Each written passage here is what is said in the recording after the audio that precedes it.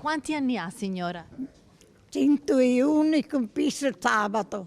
Sono nel 1920, ho 103 anni, 104. Yolanda, Adelina e poi ci sono Ferruccio. Quanti anni? Sì.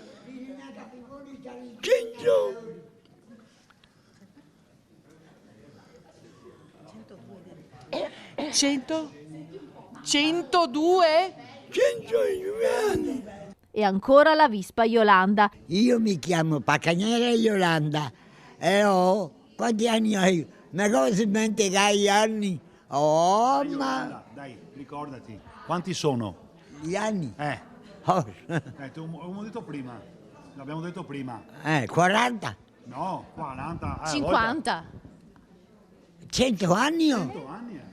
Sono i primi 4 centenari che sabato 4 maggio a Padova, nella sede della residenza OIC, parteciperanno al tentativo di superare il record con il più grande raduno di centenari al mondo. L'obiettivo è battere il primato australiano con 45 centenari, ma di sicuro sarà un record veneto, italiano e anche europeo. Un'iniziativa che ha un grande valore sociale e simbolico. La cosa importante per noi è mandare un messaggio per dire che arrivare a 100 anni e oltre è un grande risultato. È un risultato positivo, è un grande messaggio di salute della società.